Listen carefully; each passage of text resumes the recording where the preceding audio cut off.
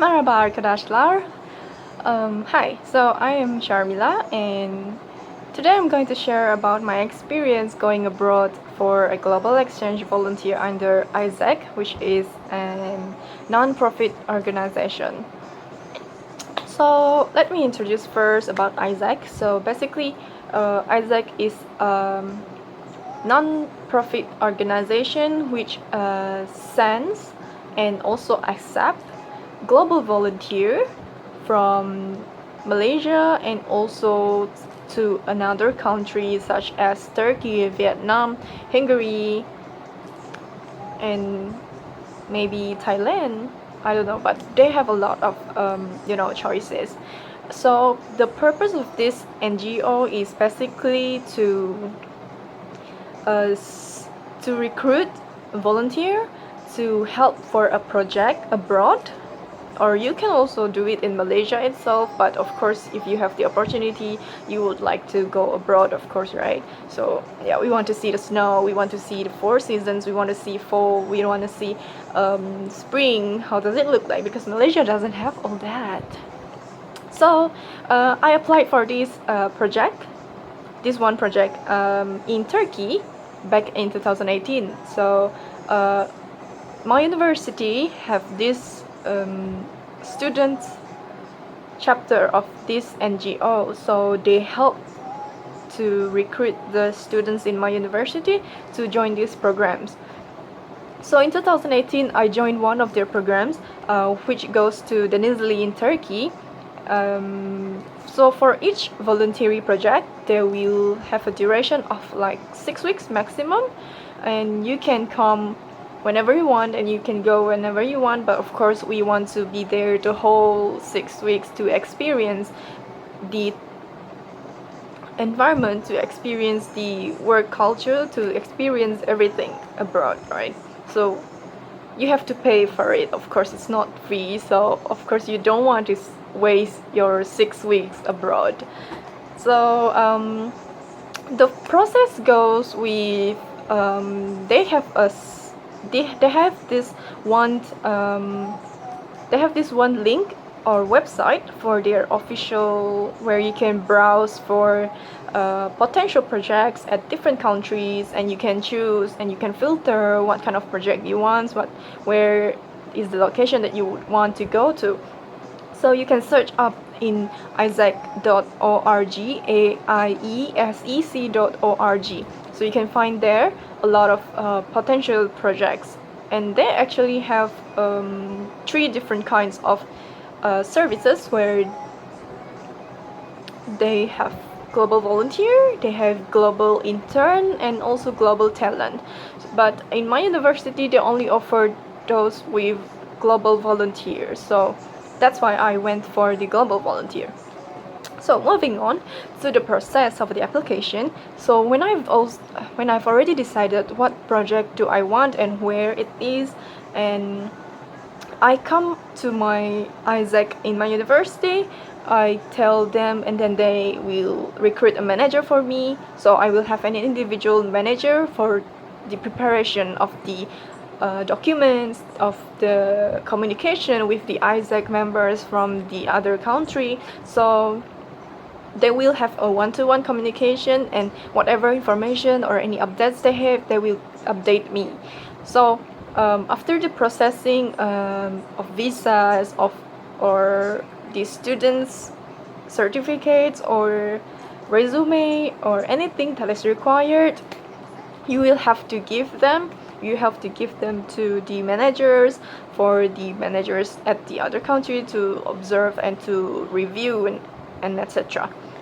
So after the successful application, they will accept you if they are interested, or if they want you to be in that project, they will accept you. But of course you will undergo to interview first, and they will review your resume or CV, and then after your acceptance, then you will prepare your things that you want to take to go to Turkey. For example, me, I go to Turkey. So because Malaysian doesn't have visa. I mean, doesn't need visa to enter Turkey if they enter Turkey for less than 90 days. So I went there without applying for visa, right? So I only have to pack my luggage because I went there in winter, so I have to find a winter coat. I went in December 2018, yeah, until January. So I have to pack my winter coat. I have to pack some traditional clothes like baju kurung, because every AIESEC program they will have like an cultural exchange fair, something like that, to to exchange informations, to exchange knowledge about the different culture, because this AIESEC project, in one project they recruit many volunteers from many countries. So you will meet people from different countries. It's not just from Malaysia, or it's not just from Singapore, it's not just from Thailand. So it can be from over the world. So it is a very great opportunity for you to communicate, to connect with people from all around the world. So that's why I applied for this project at the first place. And then after that, you have to buy your flight ticket early, because buying flight ticket late is very, very expensive, unless the country that you're going to is very near. So of course it will be very cheap. But for mine, when I went to Turkey, my flight ticket to and back was like almost 3,000, because I think it was like 1.5 or 1.6 one way. So you have to buy both ways. And then other than that, I think that's it, like the most important thing. So besides that is just traditional foods, if you have some traditional clothes for for souvenirs when you go to Turkey. And then and then I fly there by myself, because it's an individual thing, right? So they will only come to fetch you when you reach that city. So in order for me to go from Malaysia to Turkey, I first have to go to Kuala Lumpur, because I'm from Sarawak, so I have to go to Kuala Lumpur. And then from Kuala Lumpur I have to fly to Istanbul, Turkey. And my city is Denizli, so there is no direct flight to Denizli, so I have to use their local airplane called Pegasus. So from Istanbul, when I reach Istanbul, I have to fly again to Denizli. So yeah, it was really a lot of flying going on. I thought that I love flying, but when I come across this, I hate flying. Imagine I fly from Kuala Lumpur like early in the morning. It was like 5 a.m. I think. Yeah, it was somewhere around that time. And then I fly to Turkey, and then it was like I don't know how many hours, maybe like 12, 13, 14, 15. I forgot. And I reached the Istanbul airport. It was like 3 a.m. or 2 a.m. I don't remember, but there was a lot of people at the airport at that time. I think I went to Atatürk Airport, maybe. Yeah, I think so. So it was like 2 a.m. and it was so tiring. You can't really sleep properly, in the airplane, although it was like a long distance flying, because the stewardess just wouldn't stop talking. Like, you can't sleep peacefully. That's the most frustrating thing about flying. Like, I thought flying was always my favorite thing, but when I come across this experience, I just really, oh my god, can I just stop flying already? Because I just really need that sleep. So when I reached Istanbul, it was like 3 a.m. And then I have another flight to catch to DENIZLI. And then the flight was like in 7 a.m. So I have to wait, I have to wait at the airport with my big luggage. I have one big luggage because that was my first time flying alone abroad. So I brought a very big luggage with my winter coat and everything. It was so heavy. And then I was looking for places to sleep at the Istanbul airport itself, at the Atatürk airport, I can't remember. But there is no chair available. There's so little chair. It's not like when you go to KLIA or KLIA2, there's so many chairs, right, to sleep. And you can see people sleeping everywhere. But when I reached the airport at 3 a.m., oh my god, there's no place for me to sit.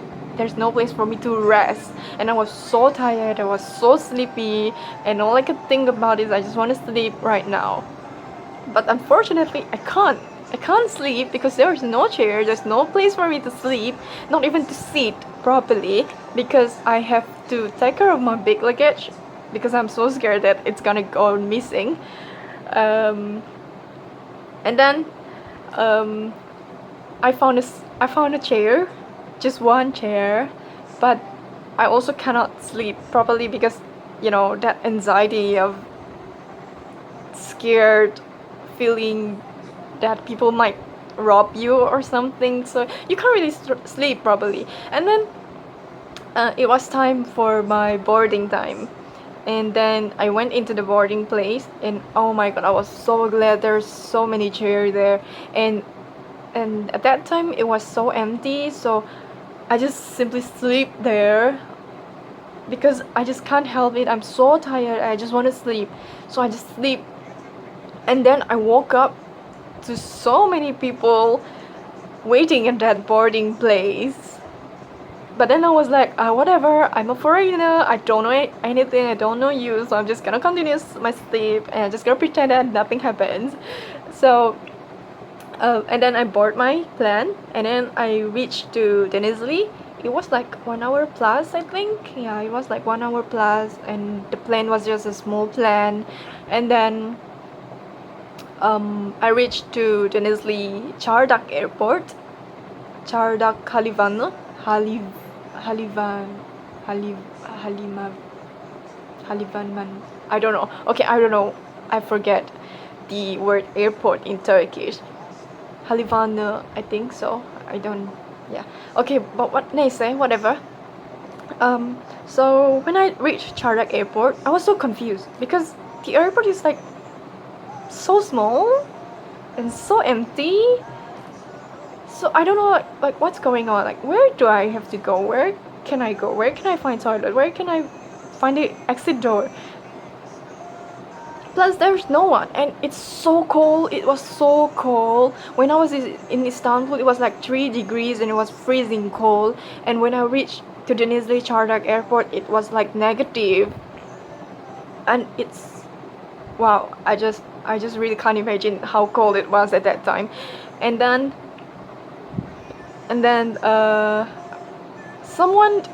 someone approached me at the airport. An old man, he was like asking if you want to go to town, and then I don't understand what he's talking about at that time, so I just show him the place name where my manager told me to go to, and then he say like, okay, please catch this bus and it's going to the place where you want to go. So I just like, okay, rush and go there. And then I was like, I have no time to think, I just follow that man and I just go in that van. And then that van, take me, away, far away from that airport. And that airport was like in a place that is so far from town. Like, I don't know, it looked like some abandoned airport, abandoned areas, And then I reached the town, the DENIZLI center, and it's called Çınar. It's called Çınar. Yes, Çınar. actually during the whole journey in the van, it stops a lot of times to many places, and then I was like, okay, where am I supposed to go down? Because it keeps on stopping and I don't know where exactly I am. So there's this kakak beside me. I don't know if she's Turkish or what, but she does look like she is familiar with where she's going. So I asked her in English, where are we?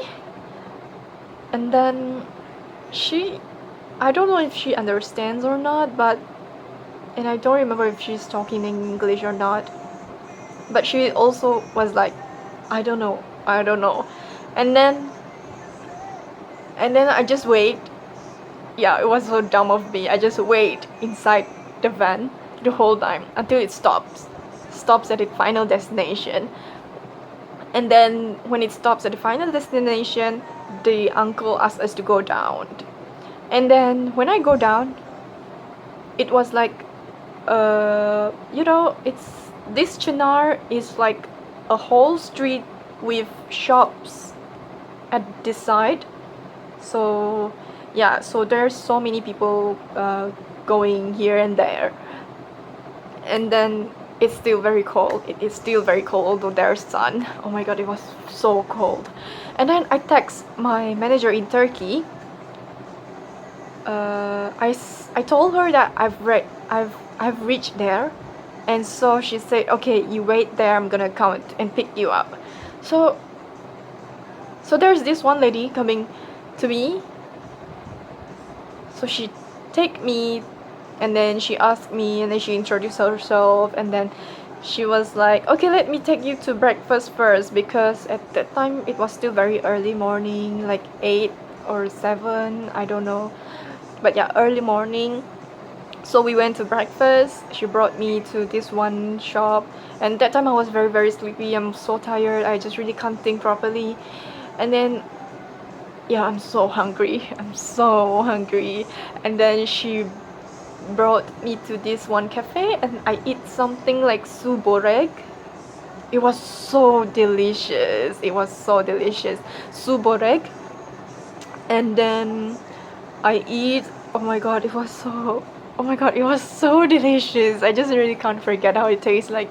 And then we were having conversations, and then she said that, oh okay, more of her friends is coming, and then the manager is coming. And then after that, after a few moments, the other of her team came, and then we talked, and then we introduced ourselves, and then they were saying like, oh, I was the first volunteer to come. And then they were like, oh my god, you're so cute, you're so okay. And then I'm like, okay, I'm not cute, I'm not. Because it's like, it feels so awkward, to have people compliment you like that. And then because yeah, it's a rare thing. And then after that, yeah, one of the member, she took me to her home to rest on a bed. Okay, I'm finally sleeping on a bed after maybe like a day without sleeping properly. And I slept from like 9 a.m. or maybe 10 a.m. to 5 p.m.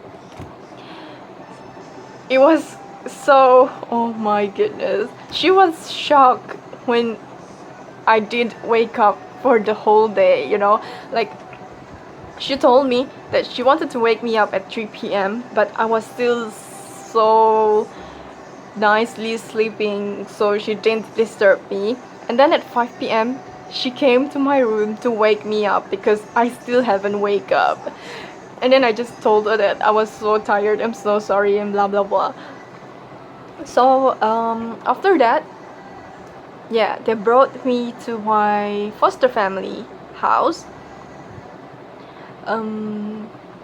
Yeah, I was sent to my foster family house, and then I was welcomed, and I was welcomed by this Turkish family, and they have 3 daughters. But at the time there was only one of them at home, because the other two is in university, so they are away from home. And then so they prepared a room for me, and it was a very nice house. Really, it was a very nice house, and I think they are a rich family or something like that. But yeah, I can see that they are a very well financial family. And I sleep there the whole program. Yeah, I stay with them. They give me food, they feed me, yeah, for free. I don't need to pay them. And then yeah, they actually provide everything for me. Just that I have to pay for the for the registration fee, which is like 70 euro and 700, I think. Yeah. And then the whole 6 weeks I stayed with my foster family, and it was really hard communicating with them because they are in the cities that is considered like rural areas, so they are not really exposed to English language, because Turkish don't really know how to speak Turkish. They don't really know how to speak English, unless you go to the areas, cities like Istanbul, touristy cities. Then yes, you can find English-speaking Turkish people. Yep. So in Denizli, you can rarely find that. So I have to communicate with them with bahasa isyarat, signal language. So it's like the first word that I learned is anne. Anne means mom or mother, because her children always call her anne. So I also get used to it, and I hear it often. So I also started calling my foster family mother Anne. For example, I want to drink, or I want to eat, or anything, or maybe like there's someone outside and then I don't know who's that, and then I'll be like Anne, arkadaş, arkadaş. Arkadaş means friends. So Anne will be like looking outside, and oh, okay, she knows someone is coming. Or when she want to ask if I want to eat, or if I'm hungry, she'll be like, Sharmila, acık mısın? At that time I don't know what is acık mısın means. So we'll be like, I don't know, I'll be replying things like that, and then she'll be like, yemek istiyor musun? Yemek. And then I'll be, eat food. And then it's like, yes. And then, so yes, that's the first word that my foster family learns about English. Yes and no. So like how I learned Anne, yes and no is the first word that I learned in English. So the first few weeks, like 2 weeks, we get to know each other. We try to learn and understand how to communicate with each other and all that. And luckily, one of her daughter, she's still in primary school at that time. She can understand a little bit of English, because at their school they do learn English, but she might not be very fluent, but at least she can understand. So I communicate with her a lot. Then she will explain it to her parents. So that's how we get close, because at that time she was the only one at home, so she really rajin to layan me. Yeah, she really rajin to layan me, and I have to layan her also, although she's in primary school, because if not, then who else, right? And then although she's in primary school, but I can say that she's actually very matured. Yeah, she doesn't act like a primary school student. And then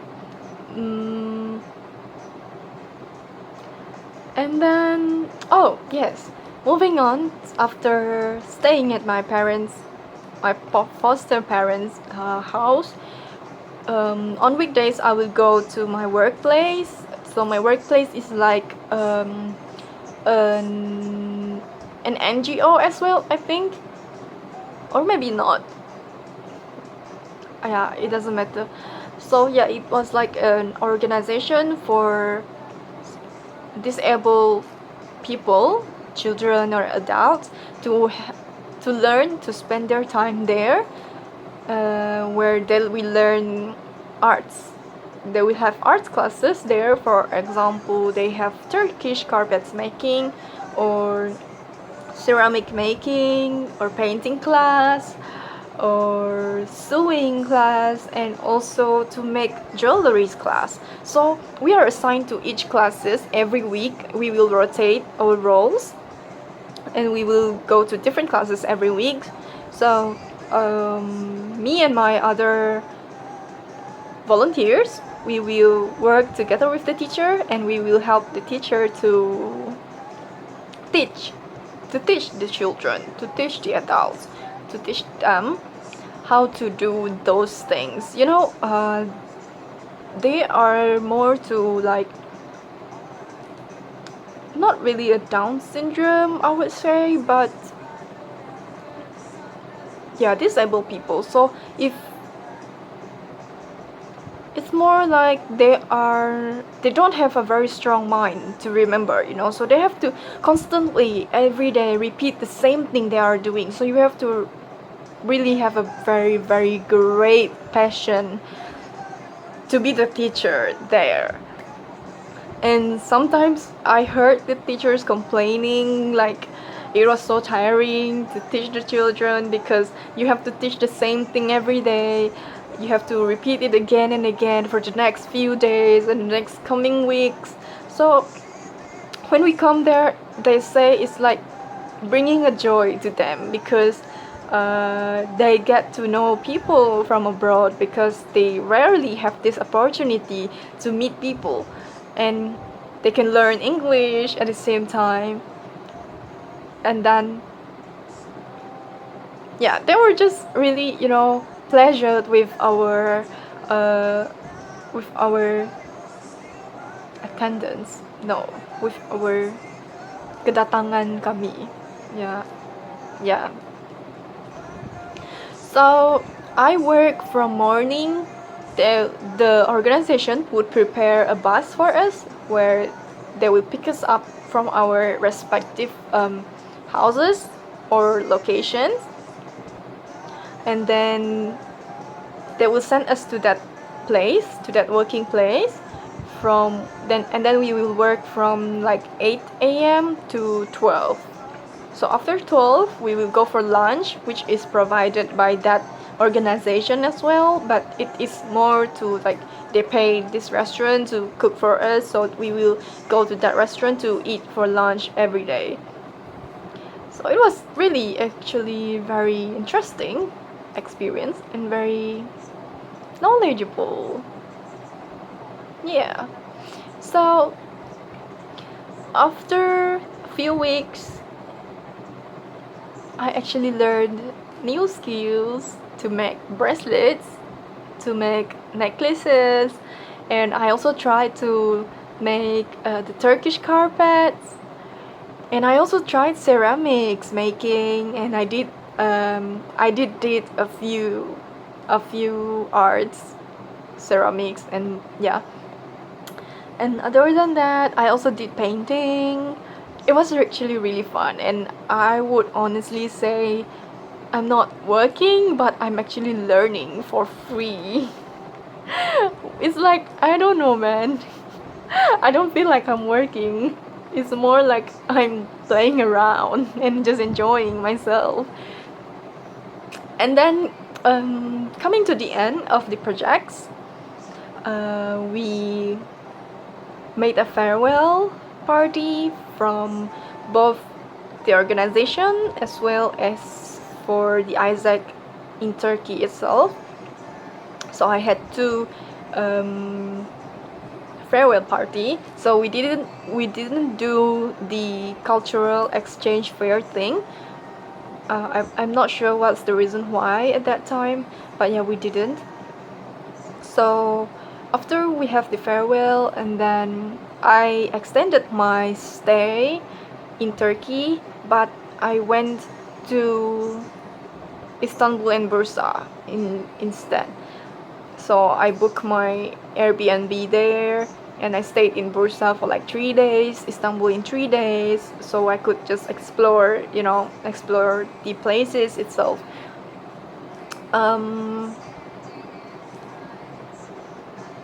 I think when I went from Denizli to Bursa, I think we used bus. Yeah, we did.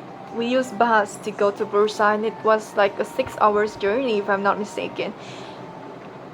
And that time I went with my friend, which is also from Malaysia. And then we stayed in Bursa, and then we jalan-jalan, and then we met this guy who is also the owner of the Airbnb, and his friend, he stayed there at the same apartment with us. So he said that he could tumpang us to go to Istanbul. So we followed him. At first it was kind of creepy actually. It was like hesitating, should we follow him or should we not? So, but we ended up following him after knowing him a few days there, and he brought us to Istanbul. We passed by this like a very long tunnel underground. He said like it is underground in the water, so I'm not really sure if that's is what I understand correctly or not, but yeah, it was something like an underground tunnel. We went through there, and then we also went to a ferry. It was a very, oh my god, it was a very exciting moment, traveling with a stranger to another city, from one city to another city, and it was like, oh my god, this is unbelievable. And then we reached Istanbul, and I stayed there for a few days, and then we jalan-jalan, we go to Grand Bazaar and everything. And then it's coming to the end, so I went back with Qatar Airlines as well. And because at first I used Qatar, but my friend uses I think she used Emirates. Yes, she used Emirates, so we have a different schedule of flying. So I flight first, and she have to fly a few hours later after me. So we separated, but we are meeting again in Malaysia, so it doesn't matter. And then that's it. Reach Malaysia, then the project is done, and you just have to wait for your certificate for your contribution for that project. And then that's it. That's all you have to do for this global exchange program. I don't know if I'm talking about the experience, but I hope I'm talking relevant things. But for you to join this program, this project, there is a registration fee, and it's usually hundreds. I think minimum is like 600 or 700 depending on the project itself and also the destination. And you also have to ask whether the AIESEC at the country you are going to will need you to pay another registration fee or not. And then you also have to check the criteria of the project, whether they provide you with foods, whether they provide you with transport, whether they provide you with computer, or whether they provide you with the accommodation. Yes, that's the criteria that you need to check, and also your eligibility from nationality aspect.